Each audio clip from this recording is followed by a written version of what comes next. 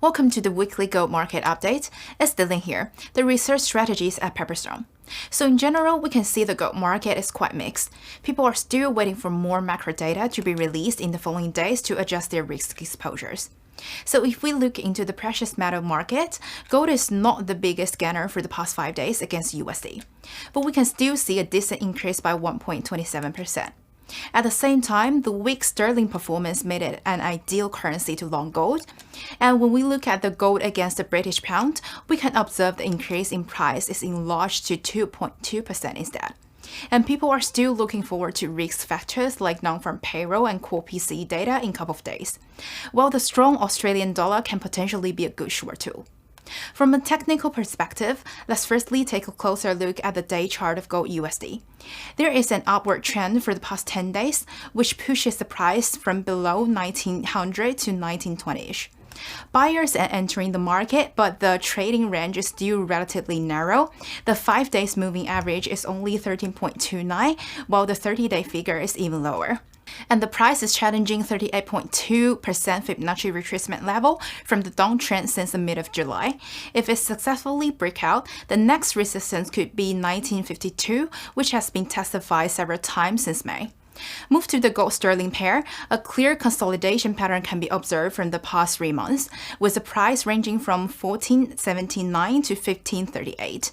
As the price is moving closer to the upper bound and the 200 days moving average, sellers can potentially come back and drag the price back. As the driving force of the current gold market, one from the good side would be the real rate slightly drop from about 2% to 1.9% at the moment, which may send the gold up. And more rate cuts priced in for the next year can also be considered as a good news for the gold price. However, compared with some normalization movement from restricted rates in regard to real rate and future rate cuts, factors that limit the gold price are much of a concern. The 6-month treasury yield is even higher than last week at 5.5% for now, and which means the opportunity cost of holding gold is even higher as well. Meanwhile, the equity market performs really well, with the S&P 500 up by 0.6% and Nasdaq up by 0.7%. Along with the strong USD in the foreign exchange market, they can both give pressure to the gold price. It's also worth mentioning that the changes in fund holding positions are also not really positive. The total gold ETF holding keeps going down, currently down 4.8% from the high back to May. And the CFTC gold non-commercial futures is still net long, yet the capital is outflowing from the market. In a nutshell, the investment case is not really there yet. Although we can see some directional moves of gold against G10 currencies, the high opportunity cost, the good equity performance, and the lower fund positions are still concerns.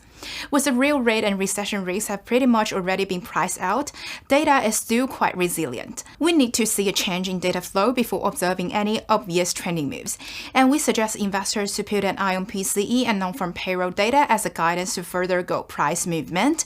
And finally, China is still the biggest risk factor in the following week. So that's all for today. Stay tuned with Pepperstone.